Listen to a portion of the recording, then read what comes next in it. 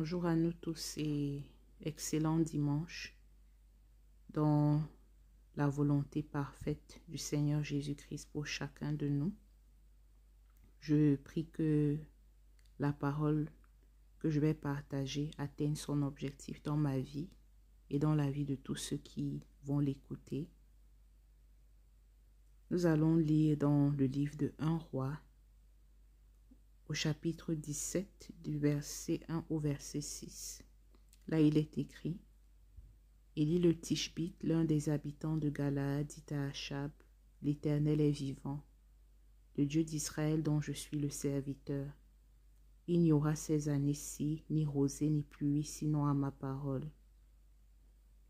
Et la parole de l'Éternel fut adressée à Élie en ces mots: Pars d'ici, dirige-toi vers l'Orient et cache-toi près du torrent de Kérit qui est en face du Jourdain. Tu boiras de l'eau du torrent, et j'ai ordonné au corbeau de te nourrir là. Il partit et fit selon la parole de l'Éternel, et il alla s'établir près du torrent de Kérit qui est en face du Jourdain. Les corbeaux lui apportaient du pain et de la viande le matin, et du pain et de la viande le soir, et il buvait de l'eau du torrent. Amen, amen et amen. Que Dieu bénisse la lecture et l'écoute de sa parole. Nous allons porter notre attention sur les versets 4 et 6. On se rend compte que Dieu ordonne au corbeau de nourrir Élie.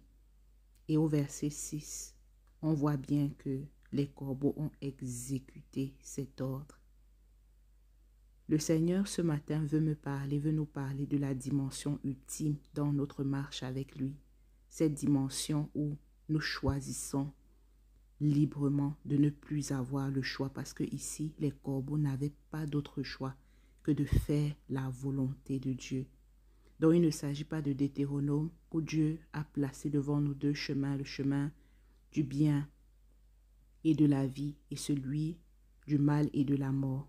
Il s'agit pour moi de lui dire: Seigneur, je renonce désormais à ma volonté. Ordonne à tout ce qui est en moi. Ordonne à tout ce que j'ai de faire ta volonté. Et si c'est mon désir, si c'est ton désir, je nous invite à prier. Parce que la parole de Dieu nous dit dans Matthieu 7 que c'est celui qui demande qui reçoit, c'est celui qui cherche qui trouve, et c'est celui qui frappe qui verra la porte s'ouvrir. Prions et demandons à Dieu cette dimension. Prions et disons-lui que nous renonçons à nos propres volontés et je sais que nous ne le regretterons jamais. Merci Seigneur pour ta parole.